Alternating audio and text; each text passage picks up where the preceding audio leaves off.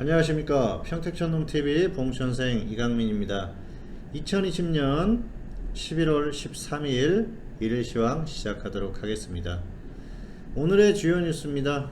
미국 봉쇄 가능성에 불안감이 증가하고 있다는 얘기입니다. 여러가지 뉴스가 있었는데요. 지금은 미국 쪽이 가장 중요해요. 한국 같은 경우에는 코로나 확진자가 200명에 육박하게 나왔었죠.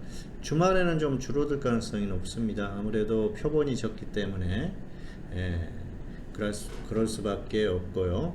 그리고 이제 미국 같은 경우에도 지금 그래요. 바이든 쪽의 캠프 쪽 인사가 그렇게 얘기를 했다고 합니다. 어쨌든 미국도 그만큼 심각하다는 거예요. 아무래도 해외 입국이라든지 이런 것들 또 여러 가지를 또 봉쇄를 하다 보면은 그만큼 또 줄어들 수가 있는 것 같고요.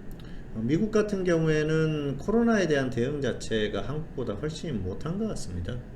국민들이 마스크 쓰는 것도 아무래도 좀 한국보다는 못한 것 같고요. 여러모로 그런 것들이 또 확진자를 증가시키는 그런 원인이 아닌가 생각을 합니다.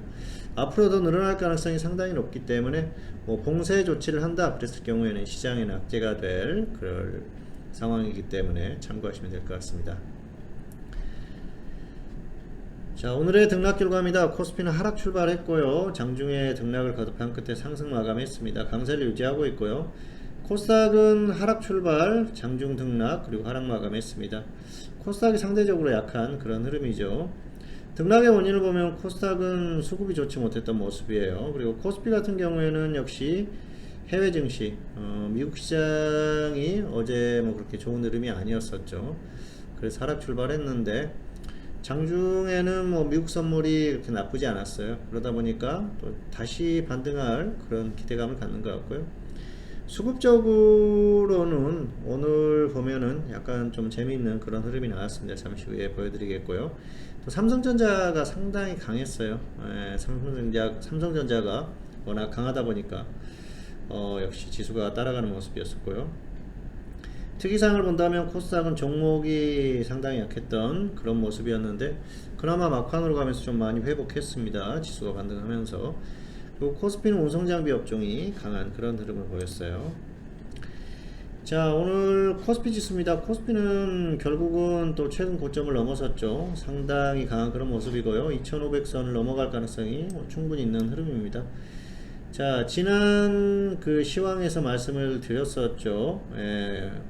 말씀드렸듯이 다시 또 고점을 넘어가면서 계속 또 좀 단기적으로 강세를 유지할 가능성이 높다고 말씀을 드렸는데요. 결국은 그런 흐름이 나오고 있는 모습인 것 같습니다.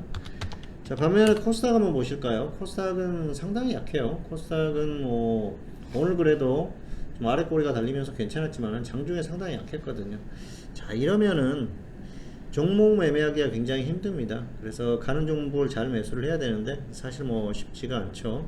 어쨌든 코스닥이 훨씬 약하다, 상대적으로 약하다, 특징적인 모습이라고 볼 수가 있겠고요. 오늘 이 어떤 움직임의 원인 이것들을 보면은 자, 외국인 쪽에서 매수를 하고요. 선물이나 코스피나 그리고 기관도 이제 코스피를 같이 매수를 해줬는데요. 자, 한번 흐름을 보도록 하겠습니다. 장중의 흐름을 보면은 외국인 쪽에서 계속 매수를 했고요. 코스피 선물 그리고 기관 같은 경우에는 코스피에서 매도하고 있었어요. 그래서 장 중반에 흐름이 그렇게 아주 강하지 못했는데 막판으로 가면서 이제 기관도 같이 매수를 해주니까 굉장히 좋은 흐름이 나왔었죠. 기관은 전반적으로 중반까지만 하더라도 코스피 선물 쪽에서 매도하는 흐름 그리고 외국인들이 매수하는 흐름이었는데 외국인들의 어떤 매수세가 조금 더 강했다 그렇게 보시면 될 것 같습니다. 그래서 수급이 이런 대립되는 흐름 속에서도 움직임이 나왔었죠. 그리고 이제 개인 같은 경우에는 코스피를 이렇게 많이 매도를 했지 않습니까? 좋지 못한 그런 흐름이었었고요. 오늘은 전반적으로 선물 옵션 쪽의 어떤 그 흐름의 영향을 코스피가 고스란히 받은 게 아닌가 그렇게 보시면 될 것 같습니다. 자, 그리고 코스닥은 수급이 좋지 못했죠. 그나마 코스피가 반등하니까 따라가는 그 정도 흐름이 보였었고요. 오늘 장중에 미국 선물이 나쁘지 않았습니다. 그래서 추가 하락에 대한 부담감 그런 것들이 없기 때문에 지수가 조금 더 반등이 나왔었던 그런 모습이 아닌가 생각을 합니다. 자, 오늘 특이사항 코스피 운송장비 업종이 괜찮은 흐름을 보였는데요. 역시 현대차 그룹 주들의 흐름이 전반적으로 괜찮았어요. 그러면서 조금 괜찮은 어떤 지수의 흐름 이런 것들에 좀 도움을 줬었던 그런 모습이고요. 전반적으로는 역시 지수에 가장 큰 영향을 미친 건 전기전자죠. 그 중에서도 삼성전자가 오늘 급등하면서 지수가 그대로 초반에 따라가는 흐름을 보였어요. 삼성전자 역할이 상당히 중요했다고 볼 수가 있겠고요. 자, 코스닥은 68% 정도 상승하는 그런 모습을 보였는데요. 장 초반에는 더 굉장히 좋지 못했었습니다. 50% 이하였었는데 그나마 좀 막판으로 가면서 회복을 해가지고 다행스럽다고 볼 수가 있겠는데요. 종목의 흐름이 그렇게 아주 좋았었던 그런 모습은 아니다. 뭐 이 정도로 설명을 드릴 수가 있을 것 같습니다. 안내가 나가고 있습니다. 봉춘생 서비스 1개월 33만원, 3개월 77만원의 서비스를 하고 있습니다. 아무래도 지금 혼자 개인이 매매하기는 좀 어려운 장이에요. 그래서 뭐 이럴 때 또 이용해 보시는 것도 나쁘지는 않을 것 같습니다. 자, 오늘의 관심 종목 만도 헬릭스미스. 특별한 이슈가 오늘 나온 건 아니었는데요. 만도 같은 경우에는 최근에 또 운송장비 쪽에 흐름이 괜찮았었죠. 그러면서 같이 좀 움직였었고요. 만도가 특히 강합니다. 보이자는 홀딩 후에 매도, 미보이자는 관망하시는 게 좋을 것 같고요.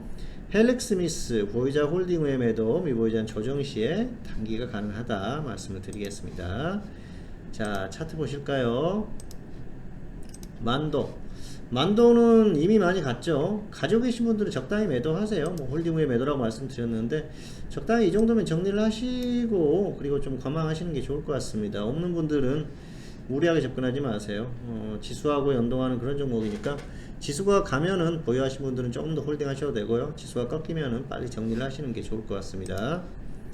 자, 그리고 헬릭스미스는 거의 뭐 최저점 수준이죠. 그래서 보이지 않는 홀딩 하셨다가 좀 더 반등이 나오면은 좀 정리를 해주시면 좋을 것 같고요. 없는 분들은 살짝 조정받으면은 한 번 정도 접근을 해보셔도 크게 문제는 없을 것 같습니다. 자, 매매 내역입니다. 현물, KPF 등 개별주 대응 중이라고 말씀드렸는데요. 보유하고 있는 종목 중에 하나입니다. KPF. 이 종목은 4,600원에 매수를 했는데요. 지금 뭐 10% 정도 수익권인데 조금 더 홀딩을 해볼 생각입니다. 다음 주에 움직임이 좋으면은 크게 움직인다 그러면은 정리를 해야겠고요. 그렇지 않으면은 적당한 상황을 봐가지고 정리를 할 생각입니다. 이 종목은 뭐 번져놓으면은 정리해야 되고요. 상승하면은 또 위에서 정리를 하고 그렇게 정리를 할 생각입니다. 흐름이 나쁘지 않고요.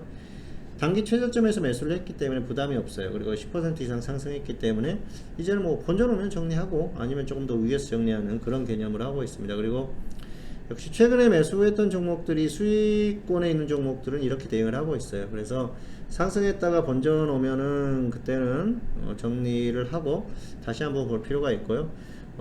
그리고 역시 수익도 적당한 수준에서 정리를 하는 그런 대응을 하고 있고요. 전반적으로 개별주들을 순환매를 하고 있고요. 오늘도 또 뭐 종목을 추천하기도 했고 매수가 된 것도 있고 안 된 것도 있고 그러는데 계속 관찰을 하면서 종목을 발굴하고 신규 종목을 접근하는 그런 전략이 계속 필요하다 이렇게 볼 수가 있겠습니다. 자, 지수 전망입니다. 일단 단기 박스권이라고 보고 있고요. 박스권이라고 보기에는 좀 강한 그 흐름이죠. 역시 강세를 유지할 가능성이 상당히 큽니다. 특별한 뭔가 악재가 없다고 하면은 조금 더 반등할 수 있어요. 그래서 최소한 상단 박스권에서 움직일 가능성이 높고요. 여기 단기에 뭐 완전히 무너진다 그런 흐름을 예상하기는 아직은 어렵습니다. 그래서 최소한 박스권 그리고 웬만하면 강세를 유지할 가능성이 높다 보고 있습니다. 현물은 개별주 단기 매매 반복하시기 바라겠고요. 테마주들 순환매 나오고 있으니까 특히 코로나 테마주가 다시 움직이죠. 관찰해가지고 접근하시면 될 것 같아요. 파생은 장중 단타 위주로 대응을 하자. 지금은 뭐 일봉 매매하기가 좀 힘들어요. 자, 파생 같은 경우에는 지금 지수가 워낙 강하지 않습니까? 그래서 장중 매매를 단타 정도 하시는 게 좋을 것 같고요. 뭐 1박 2일 정도 그 정도 매매는 충분히 가능해 보여요. 지금 같은 경우에는 워낙 시장의 흐름이 강하죠. 그래서 사실은 뭐 아래쪽으로 하방 쪽으로 욕심을 낼 수도 있겠지만은 장중에는 좀 밀렸다, 좀 과도하게 밀렸다 그랬을 경우에는 오히려 상방 쪽을 단타를 노려보는 것도 괜찮은 그런 전략입니다. 지금 워낙 지수의 흐름이 강하고 또 미국 시장이 잘 버티고 있기 때문에 단기적으로는 조금 더 반등할 수 있거든요. 그런 흐름을 이용을 해서 잘 대응하시면 될 것 같습니다. 자, 그리고 종목은, 현물은 역시 개별주들 전반적으로 순환매가 나오고 있기 때문에 잘 보시면서 대응하시면 될 것 같아요. 종목을 발굴하기가 쉽지 않은 그런 장입니다. 사실 뭐 오늘 장중에 또 추천한 종목 같은 경우에는 거의 일주일 이상 고민을 했다가 오늘 장중에 딱 흐름을 보고 추천을 했는데요. 잡히지는 않았어요. 다음 주에는 뭐 살짝 조정받으면 잡힐 것 같은데요. 역시 종목은 꾸준하게 관찰을 해야 됩니다. 그리고 꾸준하게 발굴을 해야 되기 때문에 부단하게 노력을 하시면서 잘 대응하시기 바라겠습니다.